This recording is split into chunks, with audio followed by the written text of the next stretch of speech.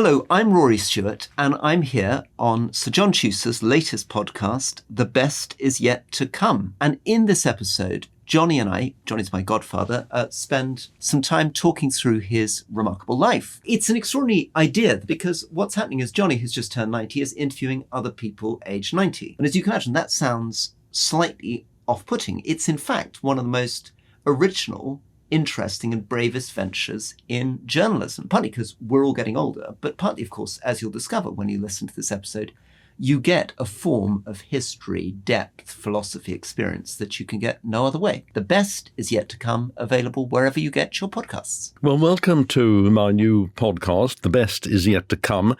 And I'm turning the tables on myself because I'm not interviewing somebody. My very good friend, old friend and godson, Rory Stewart, is going to interview me, and we'll see how this goes. And so, Rory, over to you. Well, thank you, Johnny. And what a treat. So for listeners who are just tuning in, going to get into this podcast, this is a podcast in which Johnny, who's turning 90, is going to be interviewing other people aged over 90. It's an extraordinary idea. And he's got together an incredible array of people at that age to talk about their lives and experience. But obviously I'm going to start by putting Johnny himself on the spot. And a little introduction. Sir John Tusa has done a very, very wide range of things. He was very well known as a broadcaster. He was very well known as the head of the BBC World Service.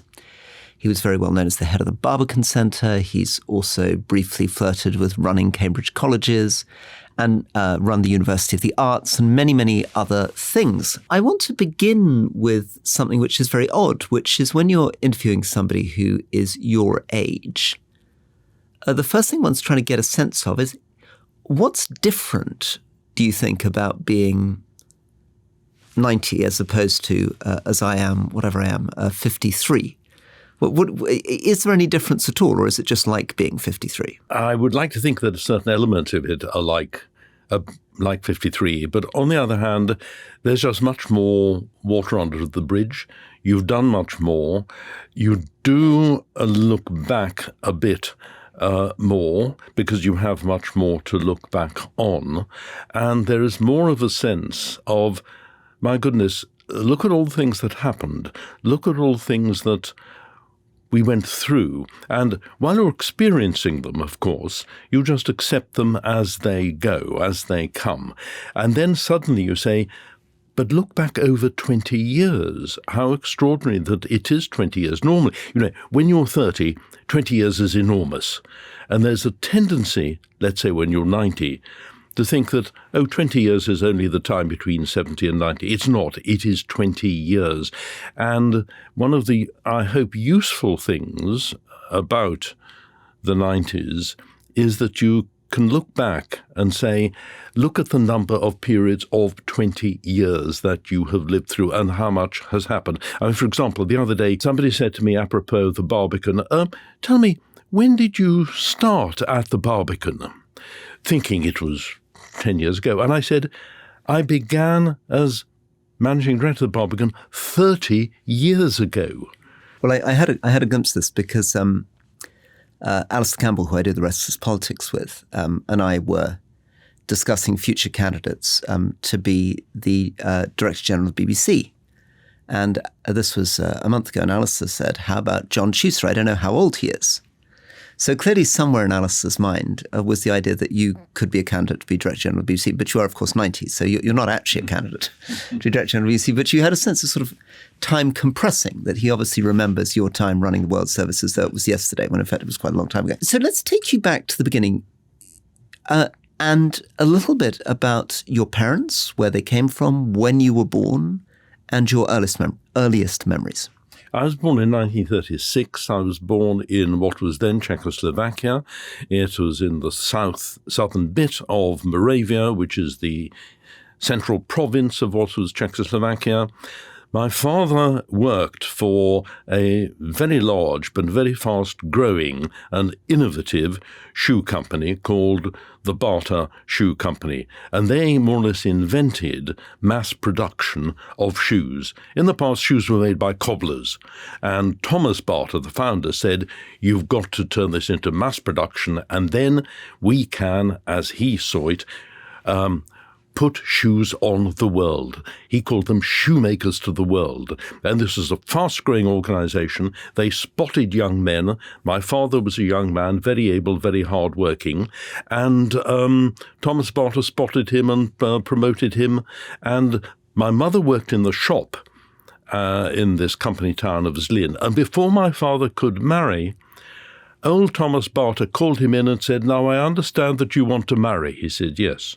"Who you want to marry?" Said, "Well, there's this nice young woman, Lydia Sklenarova." And he said, "Does she come from a good family?" said old Tom Bata. He said, "Yes, a very good family. They live just over the hills. And do you have enough money?" Well, Tom Bata knew that my father had enough money because they had to save through the company, and Tom Bata could just look in the company records. Said, "So I see you have enough company. You're a serious young man. She's a decent young woman. You may marry." That was where they came from. And Johnny, just again, I mean, I think this is one of the amazing things about interviewing somebody of your age. So this country you're talking about, Czechoslovakia, in 1936, when you're born as a Czech, Moravia, is a country that hadn't really existed when your grandparents were young, or presumably as your father's growing up. So this is a country that had emerged out of the ruins of the Austro-Hungarian Empire at the end of the First World War and was finding itself in a very, very complicated situation because there were Czechs, there were Slovaks, and of course, rather dramatically, there were a bunch of Germans living in one part of the country. So just, I mean, again, give us a sense of how countries that we might now see in Britain as kind of permanent nation states, in your father or your grandparents' experience, were actually being created almost out of nothing. Oh, absolutely. And after all, both my mother and father were brought up in the Habsburg Empire. They were born 1908, 1909. My father's first language actually was Hochdeutsch, High German, because that was the language of instruction in the secondary school. And by the by, he spoke perfect German to his dying day, which he rather loved. And so they were citizens of a new state. They were very proud of it. Very proudly. They used to say later, "We were lucky to have 20 years of Czechoslovakia. It was very good, but we had the best years." So they enjoyed that. And Czechoslovakia was innovative. It had industry. It had engineering. You know, the Bata organization might have existed elsewhere, but it began from nowhere in the backwoods of Moravia and became an international company. So there was innovation, there was aspiration, and there was terrific, terrific pride. They'd stopped thinking about the Habsburg Empire. They were Czechs, and that mattered a lot. So this is, again, interesting because, again, from a British point of view, sometimes Central Eastern Europe are portrayed, certainly during the Warsaw Pact period, as though they're slightly underdeveloped Second World countries. But, of course, Czechoslovakia, in some sense, saw itself as an industrial powerhouse, a sort of mini Singapore of its era, innovative, technologically progressive. But, of course, in the year you were born, 1936, the Chancellor of Germany is beginning to peer at Czechoslovakia himself. Yes. Yes. Do you know, I don't remember my parents saying much about that, except, no, that's only partly true. The Germans, after all, invaded and were present in Czechoslovakia from 1938. So when you're 2 years old. Oh, that's right. And I don't remember this, but my brother, who's 3.5 years older, remembers German soldiers walking through the streets, marching through the streets of the company town, Zlin. He remembers them as just young boys, young men, playing football in the playground. There's an ancient atavistic memory somewhere that he fired a water pistol at one of them. I don't even know whether that's true, but it's part of my memory and part of his memory. Nothing happened, but the German presence was there.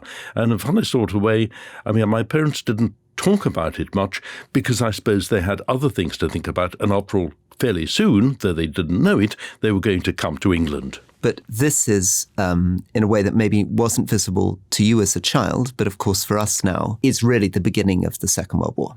That in a sense, Hitler going into the Rhineland, Adolf Hitler going into Austria, people sort of explained.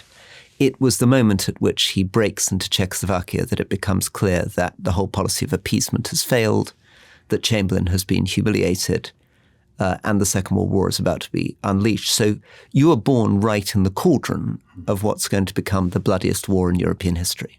Yes, and in fact, on one occasion, we were coming back from a family holiday in Yugoslavia, or what would then become Yugoslavia.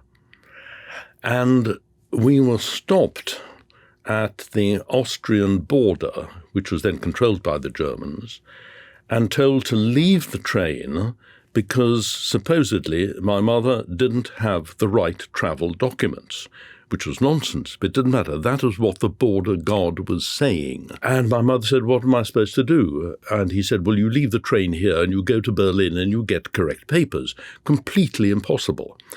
And all I knew, because I was 2 and a bit, was that somebody was threatening to take my mother away.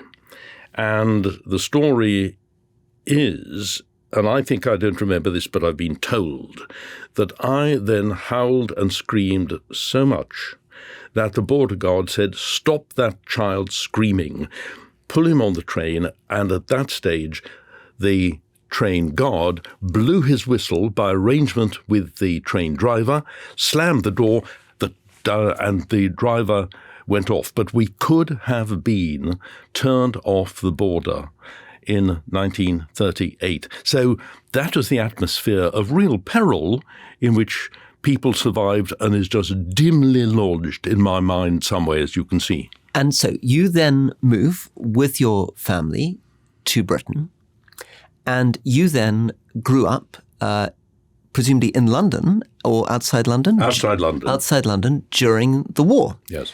And again, you're still very young, but what are your memories of the Second World War itself? Well, I certainly remember the village we were in. That was bombed, and the whole of the village about 600 yards away was on fire.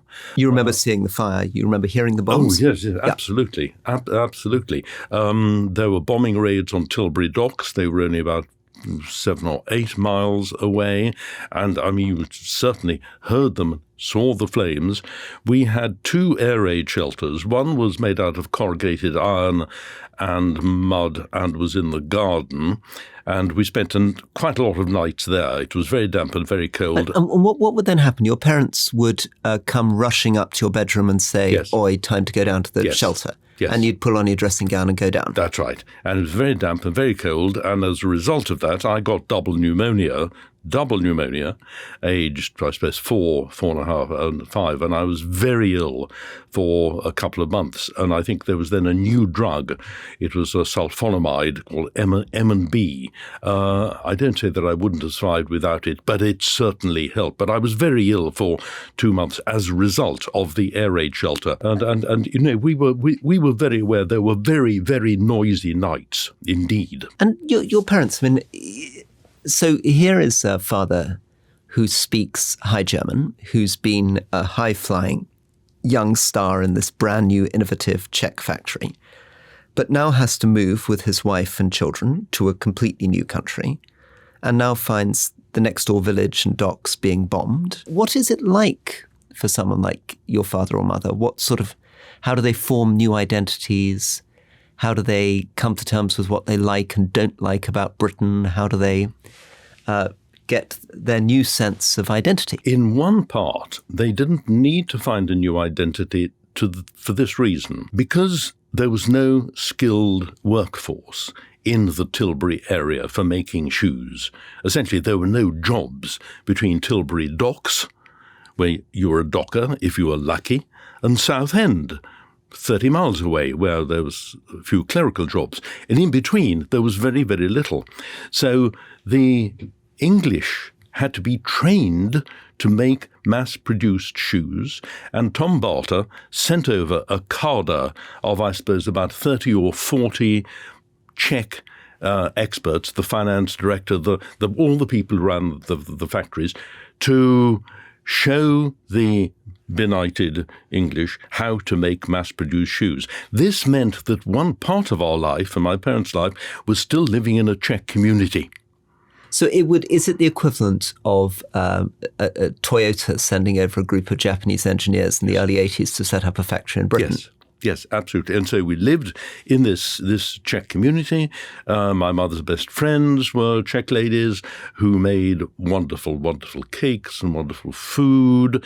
And so one bit of the family kept or was aware of the Czech identity, though apparently at an early stage, when my mother once called to me as a child from the back door, she called out in Czech. And I said to her, let's say I was 5, maybe, no more, I said, don't speak to me in that language again. I see. So you were aware that you needed to learn English? I was aware, and that I only wanted to be spoken to in English. And thereafter, my parents always spoke in English at home because they reckoned they were going to be here for the duration and they would not do anybody any favours if they kept us too Czech. It's a frustration, though, often, actually, I think, for people moving to a new country. I often talk to people in the United States about this, that their children so very quickly decide to speak English. And how difficult it is to force your child to take lessons and develop skills. I mean, how good is your Czech? Oh, not at all. I have primitive, childish Czech, a lot of rude words, and that was slightly improved in 1946, 1947 when we went on holiday there. So I can utter quite a lot of Czech sentences. Czechs love hearing me speak because I sound Czech. To this day, when I don't sound English, I sound Czech even with badly spoken Czech. So it's there as a residue. And I've always kept various Czech phrases, which actually I shared with my wife, Annie, and it was part of our private language. So that was the sort of residue. But for the rest, it was English, English, English. And now we accelerate forward. And you then become, very rapidly, in a way that must have been... I don't wonder what your parents thought about it. I mean, you became very quickly a sort of quintessential English gentleman, and you end up at doing your national service and then going to Cambridge University. Tell us a little bit about this stage of life. I mean, by that stage, I sometimes say that I left home at 6.5. People say, what do you mean? I said, well, I was sent to a boarding school at 6.5. So from 6.5 to 13, I was at a boarding primary school. Then I went to a boarding public school. Then I did national service. Then I went to university. So actually, I didn't have any consistent time at home from the age of 6. Well, let's go then to this famous old chestnuts, because ain't nobody under 50 listening to this who went to boarding school at 6.5. So obviously most people listening are now thinking you need a therapist. What on earth is the experience of a little boy heading off age 6.5 away from their parents and being stuck in a boarding school? Saying goodbye, because this was the war, and the school, which was a Cambridge school, to make matters worse or better, was evacuated to South Devon, to a place called Ashburton, which in those days was about 5 or 6 hours by train away from London. And you didn't see your parents, essentially, for 12 weeks at a time. And I do remember that saying goodbye to your parents on the platform at Paddington was really, really awful. I mean, occasionally I thought it was more awful for them than it was for me, but it was pretty awful anyway. And then, in a way, you wanted them to go, to get out of the way, and then you could get on with living with the people you were going to have to live with for the next 12 to 13 weeks. And was it a good school, a cruel school? Were you beaten? I mean, No, none of that. Well, you had to eat every single bit of food on the plate in front of you, no matter how much gristle there was on the beef. which there was, and you had to eat it all. And I hated that. And a lot of mealtime was spent smuggling the gristle, half chewed, from my mouth into the pocket of my trousers, and I would then go to the loo and empty it down the toilet. So there were little things like that. Also, there's an immense amount of prudery. For example, when you're changing your into swims before swimming, if you were seen looking at another boy naked, you were very, very severely told off. There were rules about how you undressed in the dormitory, that you mustn't take off your shirt. You must keep your shirt on while you take your pants down, and then because your shirts were protecting you, then you put on your pyjama trousers, and only when your pyjama trousers were on could you take off your shirt and vest so that nobody could see your genitals. So the huge amount of prudery. And this was a school obviously very concerned with that, very concerned with the nakedness in young boys. Yes. What was the spirit of the school in general? I mean, was it, what sort of place was it? And then your later school, what sort of place was it? It was a very small school. It was very serious. Latin was taught very seriously. Maths was taught very seriously.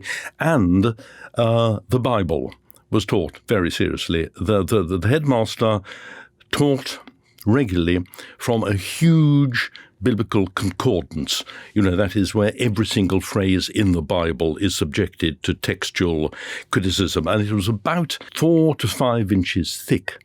And he would stand at the desk, and there was this concordance, and he would open it at the book of Genesis, and you think, oh my God, how long will it take to get through to the end of this? Well, we very rarely did. Now, the great advantage of this is that I know the Old Testament very well and the New Testament pretty well, so I don't mind. It could be good training if you'd become a priest. Yes. So it was a mixture. It was quite academic. It felt kind, but my goodness, it was also very, very strict. And Johnny, at age 13, before you go on to your next school, what sort of boy were you? Were you a kind of cheerful boy, a shy boy? What was the general impression your other people aged 13 would have had of you as in your final year in your prep school? I think a rather fussy boy. It took me quite a long while to recover from double pneumonia. I was a fat, chubby boy for a long time, and I felt that. So I think it took me quite a long to get to what I'd regard as my normal weight. I do remember feeling always very, very strange. The other boys may have thought I was strange. I felt strange for the following reason. In your tuck box, which was where you had your little sweetie pleasures during the term, every English boy, and all the others were English, had cakes, fruit cakes, which A, were delicious and B, lasted. They'd last for at least 6 weeks. I didn't.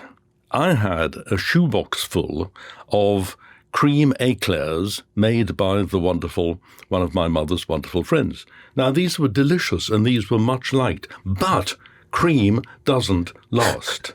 So my cakes would go off long before the English boys' fruit cakes did. And actually, this was a badge of difference, which I felt they probably didn't. And the other thing was, I knew they had relatives. I knew that during the holidays, they would go off to vast extended families and live a life like swallows and Amazons and Arthur Ransom. And I didn't. What did you do in the holidays? I didn't have anybody to go to. And so going back... But you went back to your parents? I went back to parents. But there was no community. There were no relatives. There were no relations. And your father was working. It wasn't. You weren't up in the Lake District going around in boats. No. No, absolutely not. And so, in a way, leaving school, I lost community. So I went back home and I just felt isolated. Well, there you are, of all things you can feel sorry about. But that was a real feeling that I was not English. Well, now let's fast forward to you joining the army. I mean, nothing seems to be more English than becoming a British Army officer. And yet, as you've pointed out, in some ways, you weren't completely English. You'd grown up, born in Czechoslovakia, speaking Czech and gone through strange. Tell us about that and that, because my sense knowing you is that was an important moment in your life. I think it's an important moment. It was. My sons say that they think that 2 years in the army had more of an influence on me than almost anything else. There are two things. When I went into basic training, and there was a platoon of 35, this is something about British society. 5 of us out of the 35 had 5 O-levels, as they were. Right. Only 5. The other 30 didn't. Didn't have 5 O-levels. Didn't have them. Yeah. And probably some of them left school at 15, presumably. Oh, yes, undoubtedly. Yeah. Also, quite a lot of them cried at night in the barrack room because they had never left home before. We'd all been to public school, so you'd got your crying out of the way at 6.5. Got crying out of the way. And the other thing is, I have some photographs of myself and 3 of my squaddy chums when we were doing something menial. But there's a gap. I was almost 5 inches taller than all the rest of them. And you're not that tall. And I'm not that tall. And so there was a class difference, there was a height difference, there was an education difference, and that was only 1954. As late as 1954, yes. There was a very, very visible difference between what would have been called the officer class and other people who... Yes. Yeah, and the height difference is so that's diet, isn't it? People just hadn't had proper things to eat. So tell us then about that 2 years in the army. We move on from basic training. Well, I only had... just under 18 months as an officer, because although I passed the officer test, for some reason I was delayed in being called forward for officer cadet training, and that was because I was born in Czechoslovakia. Oh, so people were suspicious about your security clearance. Yeah, exactly. Yeah, and so I had 3 months or maybe more working in the basic training camp, doing things like being a waiter in the sergeant's mess, cleaning the latrines and things like that, all of which you take for granted at the age of 18. And there was a curious satisfaction in doing all those jobs. I think it was an important part of growing up. Anyway, I finally got the national service. I was posted to Germany and to a town called Celle near Hanover. And the thing there is how peaceful 1955, how peaceful Europe was. So we're 10 years after the Second World War. 10 years. And these towns in Germany had been, some of them, flattened during the war. So the Germans come to the end of that war after all the horrors of fighting and the Holocaust, with millions of German soldiers, prisoners of war being released from Eastern Germany, often women rebuilding brick-strewn rubble. And we talked at the beginning of this podcast about how short a time 20 years seems to you. 10 years must seem like an even shorter time to you. 10 years, barely a blink. Yes. And yet something had happened astonishingly in 10 years to a Nazi Germany smashed and destroyed into the ground, and this world that you saw 10 years later. Most of Germany, as I recall it, most of the cities had been restored or rebuilt. You were not aware of the destruction. There were 2 things in particular. In the railway carriages, there were signs reserving seats for war wounded. So clearly the war casualties, there were a lot of them. It said only for war wounded. That was one. But the other thing is, one of the things we did, 1955, was we would do a regular patrol up the east-west zonal frontier. And you just drove along this road. At that time, there was no actual barrier. Actually, there was a rusty fence with holes in it. That was the barrier between the British zone and the Russian zone. Okay, so again, to remind listeners, what's actually happened is the focus has gone from Nazi Germany, which your older officers, the captains and majors, would have fought in the war and had a very particular view on Nazi Germany, now to worrying about Soviet Union. So there are hundreds of thousands of Soviet troops based in East Germany, based all the way down through Hungary. And a real anxiety that they're going to invade? No, there was no anxiety. Okay. Absolutely none. and the calm of this border, there were guard towers on the Soviet side. They were never occupied. I mean, I did this patrol several times, and it was a nice drive through unspoiled pastoral countryside, and there was no sense of danger. We did exercises. Actually, we did exercises with tactical nuclear weapons. We would have used tactical nuclear weapons. And the main strategic decision was that if, quotes, the balloon went up, and the balloon never went up, what did we do? What would we have done? Would we have stayed and fought? No. The whole of Rhine Army, first of all, retreated to the River Weser, blew up the bridges, then retreated to the River Rhine, blew up the bridges, and sat back and looked at the Russians, who by that stage would have taken over almost the whole of West Germany. This was the strategy at the time. And now when we talk about NATO and Russia, essentially it's a story about the United States. So the story that Trump tells us, and indeed Americans have been telling 20 years, is that it's all about America. It's the American nuclear deterrent. It's the American defense spending. It's American soldiers. Were you conscious of that in 1955, that nobody mattered except the Americans and NATO? I think we were certainly aware of it, but we also thought, partly what I've just said about the strategy being to retreat, that there was a serious British presence, a less serious French presence, but it was real. There were lots of tanks, there were lots of guns, but that we didn't. There would have been hundreds of thousands of people still at that stage. If you still had national service going. Yes, yeah, they weren't all in Germany. Right. But the other thing about normality is, of course, in 1955 you could still walk through the Brandenburg Gate. Right. So we hadn't had the Berlin Airlift, the wall hadn't gone up or any of this stuff. It had the airlift, the wall hadn't gone up. The only condition was you had to wear uniform. And on one occasion we walked through, we were going to the opera in East Berlin. We walked through the Brandenburg Gate. On the right-hand side was the headquarters of the Soviet military mission.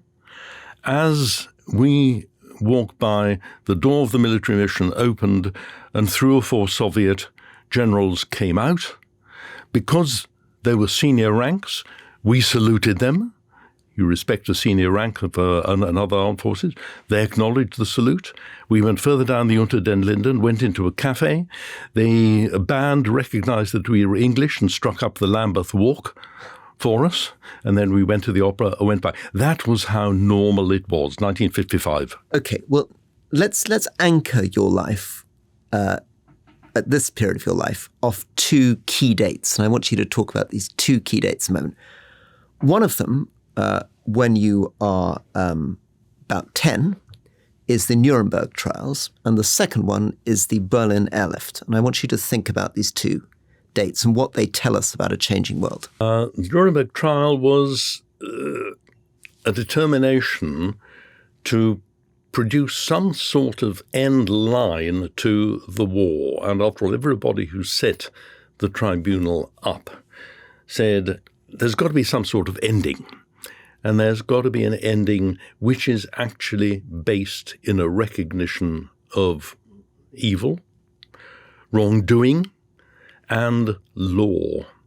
And that was, I think, a fantastic thing to come out, and the fact that people could define the purposes of the tribunal even at a time when the war was at its most intense. That, I think, is terribly, terribly important. On that one, let's just develop that, and we'll move on to Berlin Airlift in a second. This idea that people can be prosecuted for evil and that there's an idea of law.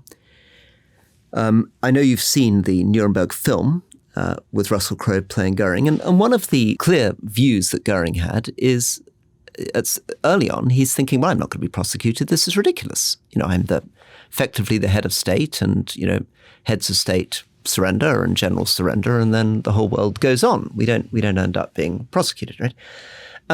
So radical. We're going to say this is evil, and we're going to set up an idea of international law. But of course, I'm now interviewing you, and this is one of the points of you being 90, at a moment of Donald Trump. effectively saying international law doesn't count for very much, the strong can do what they want, and that apparent moral differences that we used to think existed between Europe, the US, China and Russia, Trump effectively denies and seems to be quite comfortable saying if autocrats want to do what they want, he's certainly not going to come to any moral or legalistic judgment. So that I'd like to jump into that because that's something that's happened in your lifetime. Yes. And actually, I correct one thing. The Nuremberg principle and what people did, it actually wasn't about evil. It was about you have broken laws. Number one, all these treaties you signed. So yes, this is rooted in a belief that an ordered international regime needed to be regulated by laws and agreements which we all had signed. So every treaty which the Germans had signed and they had broken, that was what they were charged with. And they were also, most importantly, charged with murder.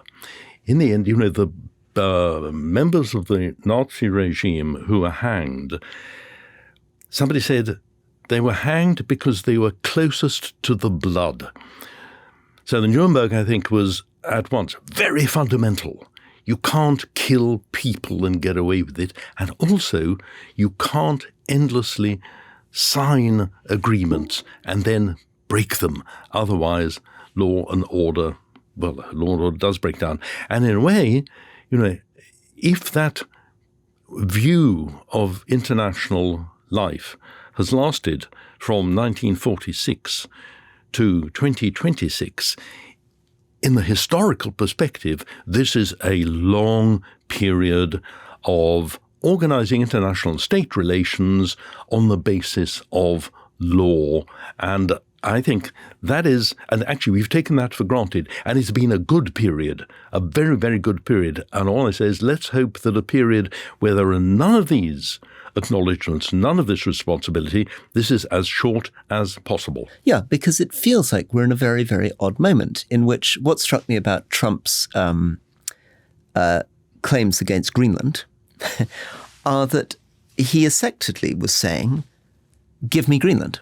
Yes. And he wasn't even pretending to appeal to international law. I mean, even dictators in the past would have staged some border uprising to justify going in, or they would have claimed indigenous rights, or they would have produced some historical document saying this actually belongs to us.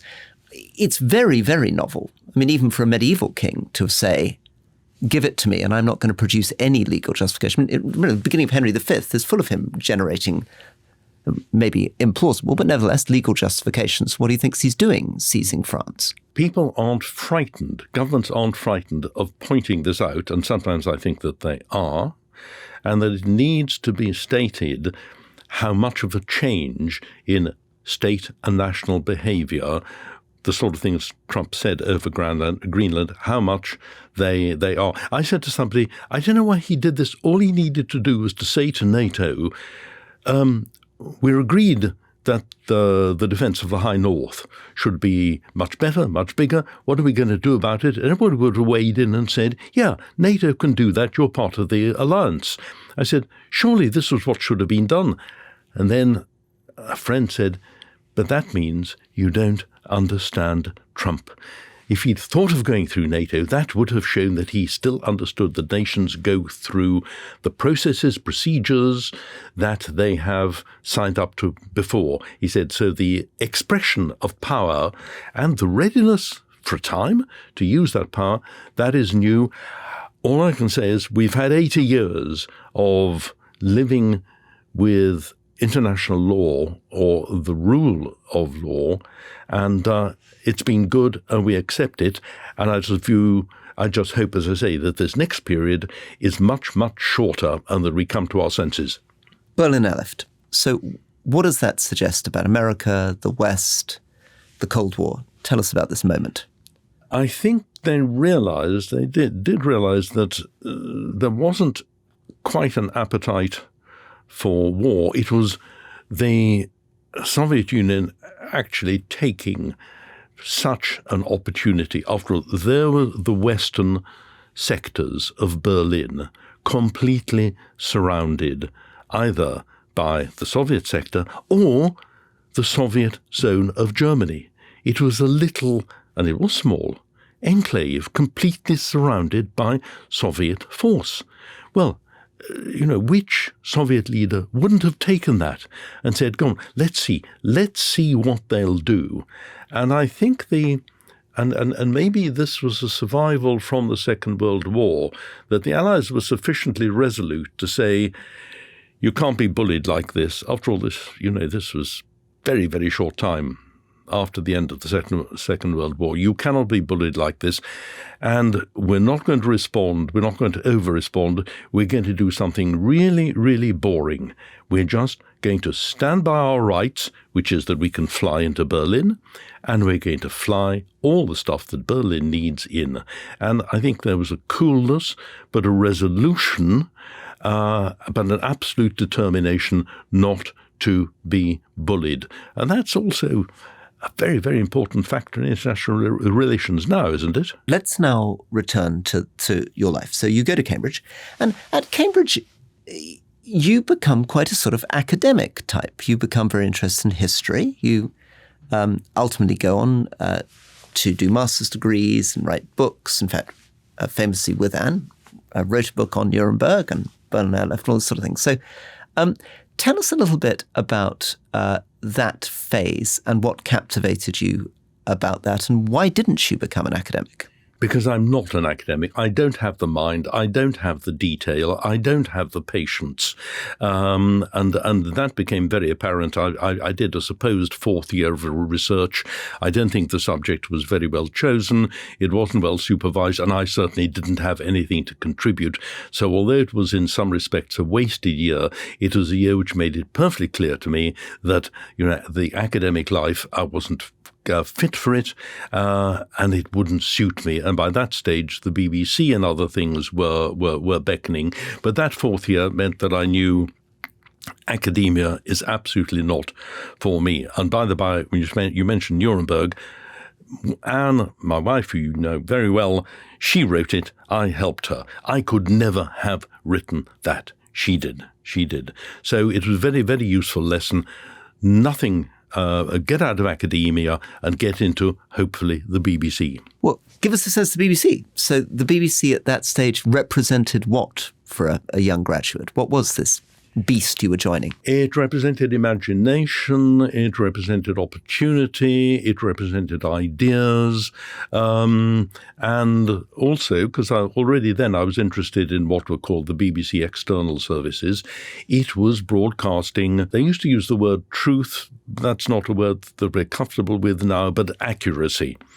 And they were presenting the world in an accurate way, more accurately than anybody else, to a large and increasing audience. And that just seemed to me to be a very attractive thing. And by then, you see, because this was 1960 and you were getting deep into the Cold War, it was a very fractious world, a very argumentative world. And there were a lot of exchanges of ideas. A lot of the Cold War was conducted at the intellectual level. And one of the attractions of the World Service, as it then became, to me, was that it was a major contribution. I mean, I never thought of the World Service as actually being an active involver in the Cold War as such, but it certainly made a key contribution to the way that the intellectual exchanges of the Cold War took place. That I found very attractive. But beyond that, BBC, it was creative, it was original. So when was it that you began to become more of a household name and a face that people could recognize? What was that stage in your life? Which programs were beginning to bring you more to people's attention? Well, that would have been entirely to do with Newsnight, which began in 1979, 1980. I mean, I'd longed to get into television before then, as everybody did, and I didn't. And this turned out to be a considerable blessing, because it meant that when I went to Newsnight, I was, by television standards, standards, comparatively senior. I was in my mid-40s.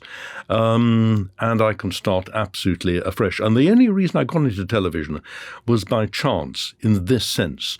The man who was setting up Newsnight, a man called George Carey, all he knew was that he wanted people on the programme who were not part of the traditional existing news and current affairs regime. He wanted people who could cover the whole of a story, whether it was the now and its implications. And he was casting around for a new cast of people. And one day he happened to see me. He was idling through the channels in an afternoon, and he happened to see me on some minor program and said, I think that chap looks interesting.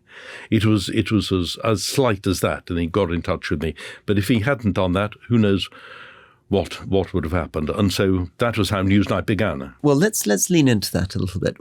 So this is the arrival of Margaret Thatcher, and you're covering that extraordinary moment which takes us through the Falklands War, through the 80s. Give us a sense of some of the highlights of Newsnight.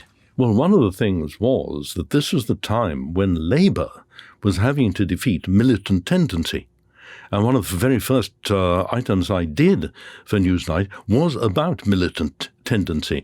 In effect, the extreme left would-be takeover of the Labour Party.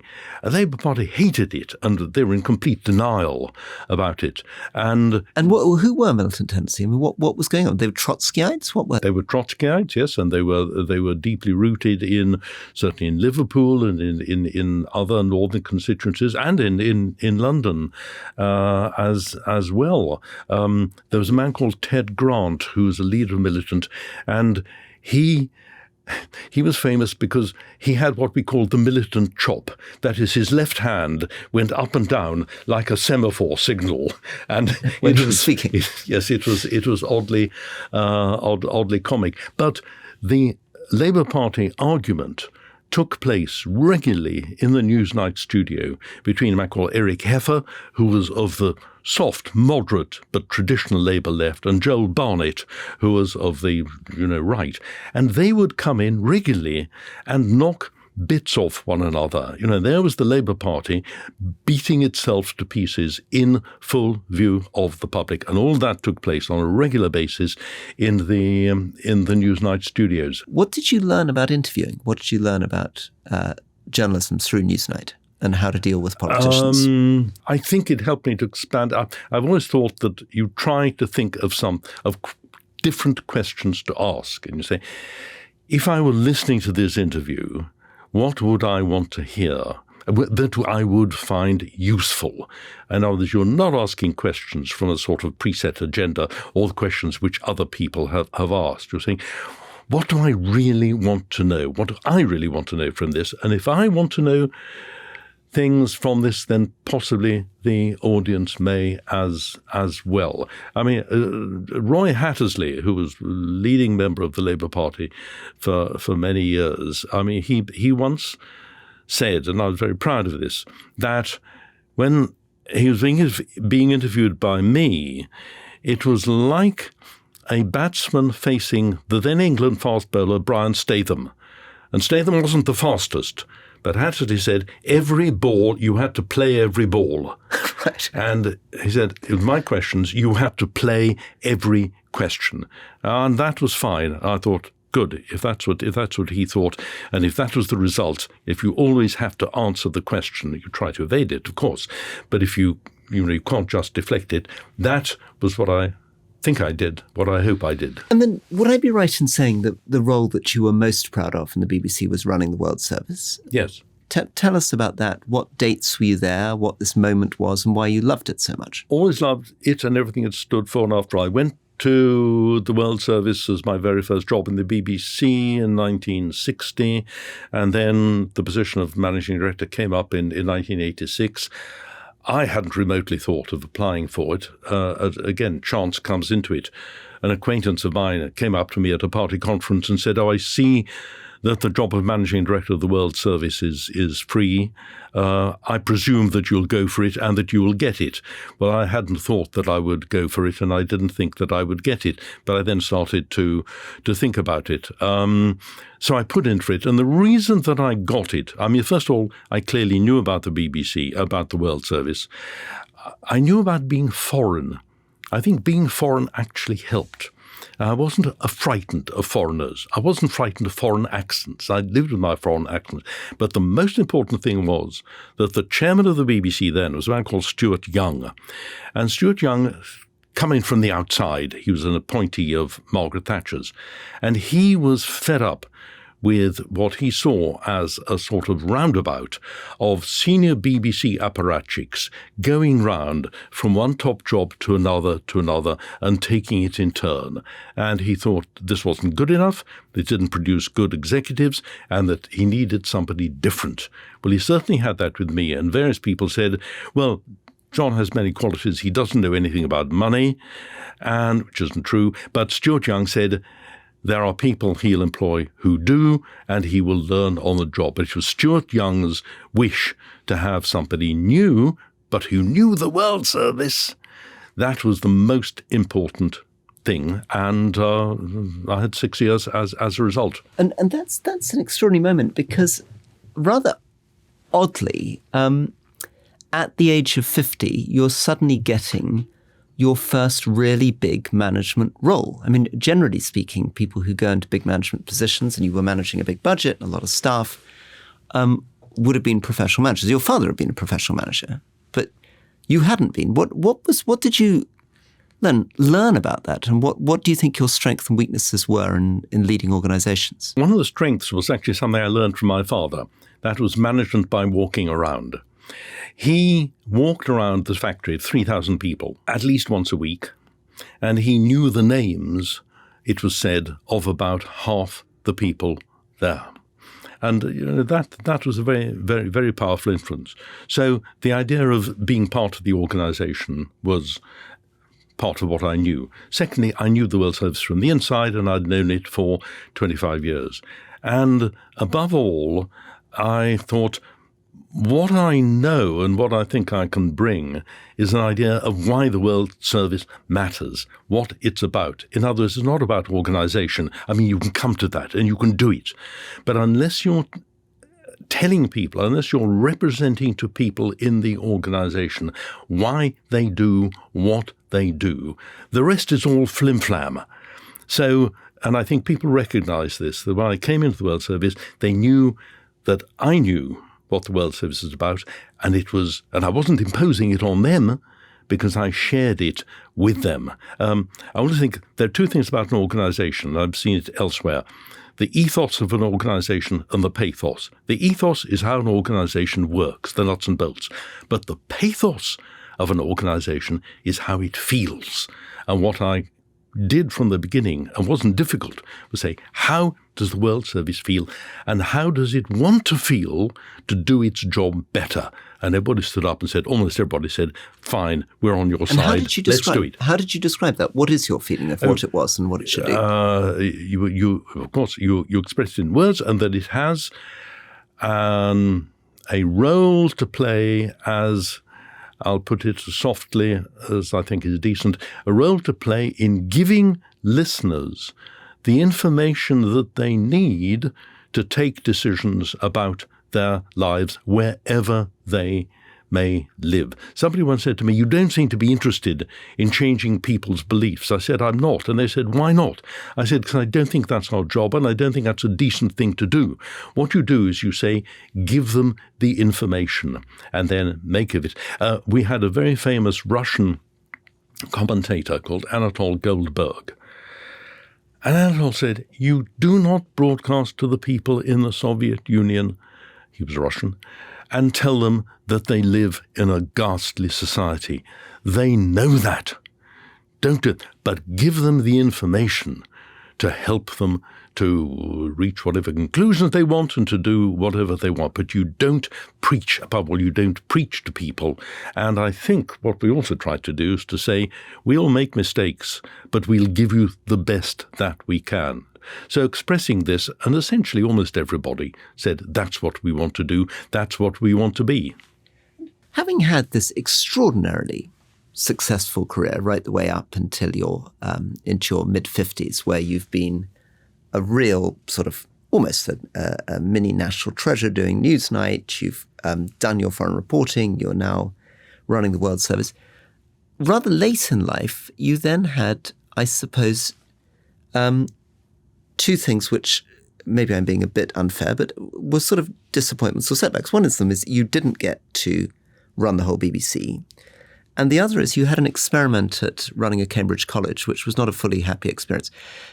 What's it like having been in sort of full-throated success in your mid-50s to then suddenly find things not quite working? The first, that is, not getting the BBC, I was never quite sure whether I wanted to be Director General of the BBC. What I did know was that the process for choosing the Director General should have been an open process and that they should have had me in at least for an interview. That is what I really, really minded. I think they might have learned something. And I went to the then chairman afterwards, Dukey Hussey, and said he should have interviewed him. He said, oh, yes, but you wouldn't have got the job. I said, well, how do you know? Anyway, but so in a curious sort of way, I didn't mind that so much, though I was irritated because of the lack of procedure. The Cambridge College, that was a really, really bad decision, and it was driven entirely by vanity. Absolutely, because I was thought to have done a good job at the World Service, and I started getting offers of jobs, quite a lot of them in academia. And I thought, hey, Cambridge College, nice address, good title, won't that be fun? And I went for it, and I'm afraid it was as superficial as that. It was pure vanity. And then I found that the college wasn't at all interested in the things that I thought they ought to be interested. And also I learned very late. I thought that an Oxbridge College is an institution which is interested in doing things. They're not. They're communities who are interested in being. They exist because they exist, and they don't like doing anything else. And the great advantage of that was that when a certain spot of difficulty occurred inside the college, I decided overnight to resign, at which one of the fellows said, most people couldn't take a decision like that. And at that stage I thought, well, if I'm in a society where you can't take decisions like that, I really have no place there. And by the by, I learned then that the where I take decisions has often been very, very bad. And what I learned then was that, you think with your head, you feel with your heart, but you know with your stomach, because I knew that I had to resign when I wake up in the middle of the night in a muck sweat because my body was in rebellion at the decision and was saying, you can't do this. So ever since, I've tried to keep that balance. Mind, heart, body, but the body will never lie. Very good. So then, Barbican, tell me about that. Barbican was very, very tough going. It was a young organisation. It was a brilliant, wonderful, but difficult building. I called it a spiky building and a spiky institution. And explain a little bit about what this institution was. So most listeners will know the Barbican as this extraordinary sort of brutalist object yes. next to the Thames with a big theatre in it and some yep. accommodation. But tell us about what your job was there. Well, the job was to make the place work. Work artistically, work financially, and also to give people outside an idea of why it existed and why it was worth existing. Again, it was a question of finding the story and telling the story and of what it was and what it might be. And then within that story, you could adapt and put the right institutions in order. I was enormously helped. It's absolutely essential that I had a brilliant arts director called Graham Sheffield, and Graham was an innovator, absolute innovator, and thought you don't just, because the Barbican had every single art form in it, cinema, visual arts, theatre, music, all those things. And Graham is a great believer and a great achiever in saying you need to think of the whole of the arts as one. You don't just have a programme for theatre and a programme for music and a programme for the visual arts. You integrate them. So Graham had that vision, so we could work on that.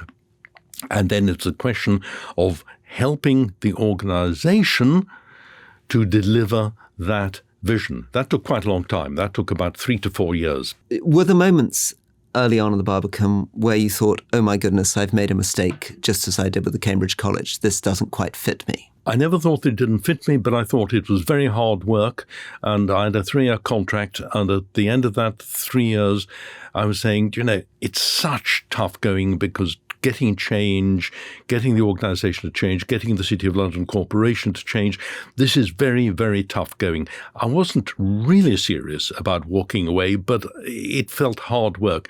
And various people in the Corporation of London said, actually one of them said, give us a chance, stay. So I stayed, and I remember after 4 years, it took 4 years, I said to Graham Sheffield, I said, Graham, is it your impression that things are now getting easier? The things that you've been doing and I've been doing institutionally, they are now starting to work. He said, yes, definitely. But it did take 4 years of steady work. But I never thought of walking away, and I never thought it was a mistake like the Cambridge College was. Very good. And then University of the Arts. Yes. Well, the University of the Arts, by that stage, I was chair of the board, and a lot of very good work had been done. The University of the Arts had been the cobbling together of 6 separate London arts colleges. And somebody very wisely had said, none of these colleges is going to survive in the new university world. They're all too small. Bring them together. So they cobbled them together in something called the London Institute, and that was just... And what were the most famous of these component parts? London College, Central St Martin's, Chelsea school. College, Yep. Arts College, Yep. London College of Communication, London College of Fashion, all these things. And they were brought together. And by the time I got there, the previous team had started to consolidate these colleges physically. For example, Chelsea College used to have 9 premises scattered around Chelsea. And the leadership team said, sell all these properties and buy one, which happened to be the old Army Hospital right next door to Tate Britain. And the process of consolidation had started. It was absolutely brilliant. We then continued that with Central St Martin's going to King's Cross, to Granary Square. It has continued since. And actually, one of the important things about this is that University of the Arts has benefited from having a consistent set. It's never veered from this policy of consolidation and clarification. And the other wonderful thing was that we appointed a non-academic, a man called Nigel Carrington, who was a lawyer, to be the Vice-Chancellor. And Nigel and I got on fantastically well. I was always the one who was saying, Nigel, go faster. And Nigel said, I can only go at a certain speed, but I will get there, and I will get the academics to do all the things that we think that they should do. And it was a very happy relationship. And by the end, I think that people thought more of the University of the Arts. I think of the constituent colleges as well, but that was the process. And we never had to borrow money, and we started to make money. But above all, the university then had an identity. So, Johnny, one of the interesting things there is that you went from a journalist who can be sometimes a bit of a one-man band. I'm talking to you with a wonderful photograph of you with Desmond Tutu behind you. Then to being effectively a chief executive of a serious BBC institution, the World Service. Then you're running the Barbican, and then you move into a world in your life which some people get into, where you end up doing boards and being a chair and all this sort of thing. And you ended up being on the board of the British Museum, you were very kindly chaired Turquoise Mountain. So age 70, you take over this charity that's setting itself up in Afghanistan, and you're traveling to Afghanistan with Anne, you're visiting, and you continue to drive that forward now still, the age 90.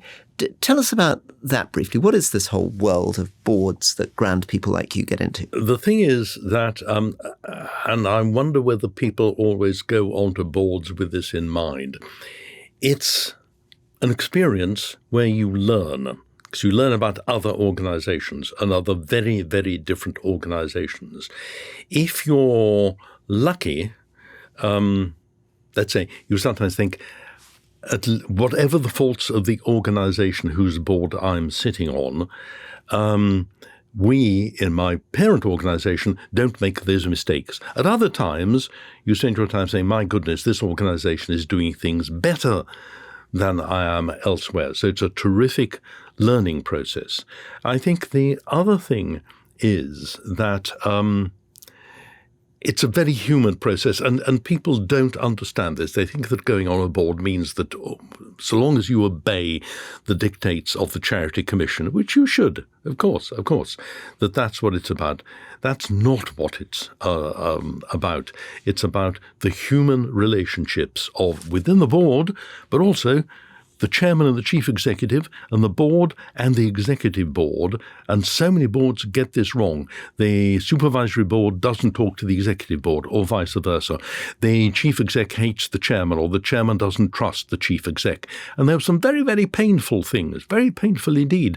The English National Opera, I was on the board there, and we parted company in one way or another with 3 chief executives.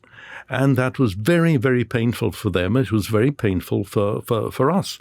And there were all sorts of things to learn, such as you should always appoint the right person. So I think I learned more from being on these boards. And with luck, at least one of them, particularly the British Museum, we moved from it being on a rather precarious basis to one where there was an absolutely fantastic team. The chairman was Niall Fitzgerald, and the director, Neil McGregor, and they produced a sort of golden era for the British Museum. So that was worth doing. And you give time and you help, but you go there to help and not to tell the organisation what to do. Well, one of the things I loved watching you operate on a board is that you had an extraordinary capacity to cut through bureaucracy and nonsense and say, do we really need to do that? Why are we wasting our time with that? Rather than simply allowing the lawyer or the process person to say, we must now spend the next X months creating the risk register or this, that, or the other. And I loved the sense that you remained sufficiently fresh and brave to say, come on, do we really need to do that? I hope that's because the thing I've said before, why does an organization exist? What is it about? What is its purpose?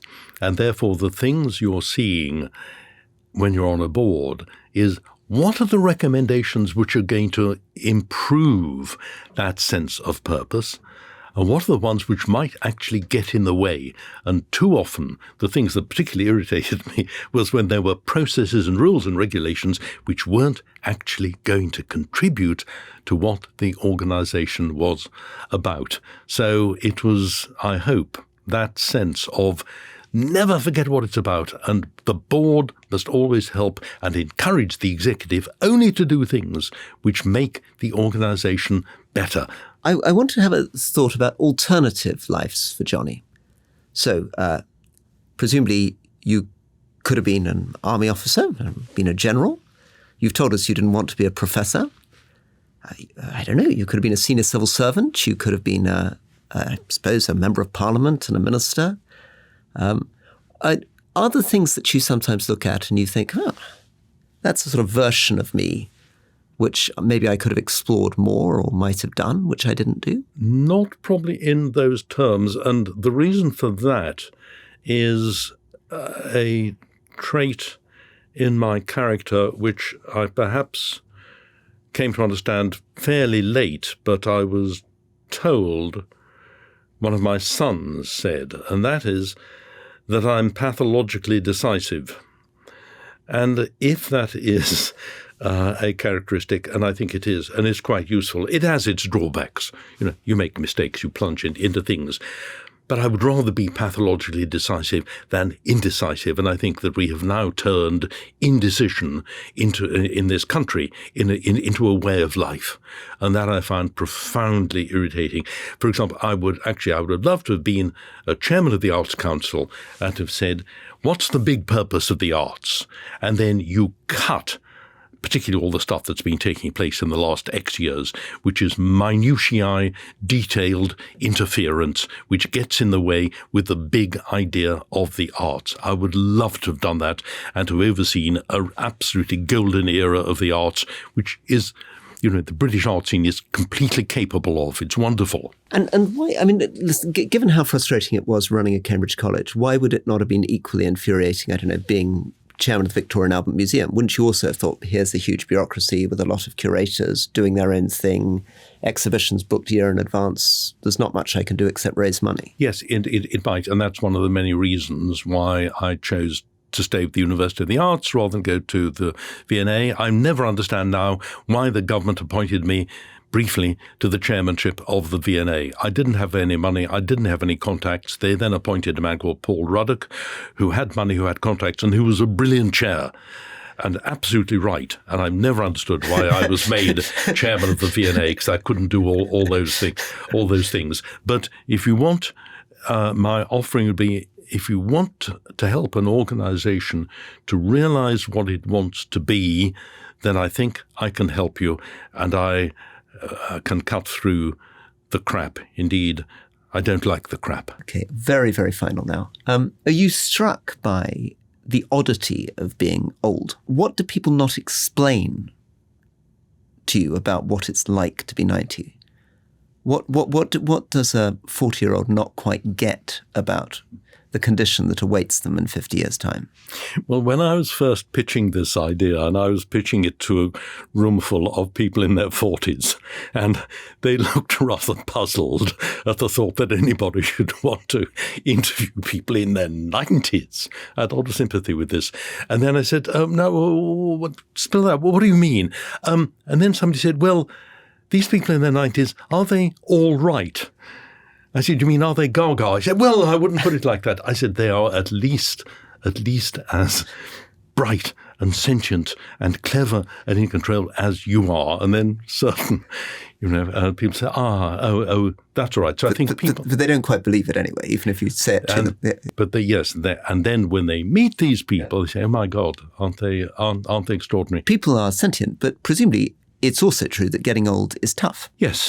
Yes, and bits fall off, and people fall off, and you lose friends, and you've lost Anne, which is a great tragedy. Yes, but you gain them, and actually one of the things that I think I've learned is that you don't stop making friends, and I've made a number of new friends in the last couple of years, and that's terribly important.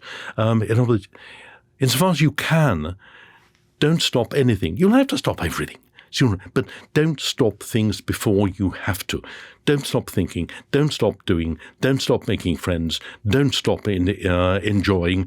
And then when your body or your mind says you have to stop, you will know, and you won't have any damn alternative. But before that, don't stop. Thank you very much, Johnny. Thank you, Rory. And on the next episode, we have Michael Heseltine, Lord Heseltine, one of the great figures of British politics, Deputy Prime Minister, extraordinary figure.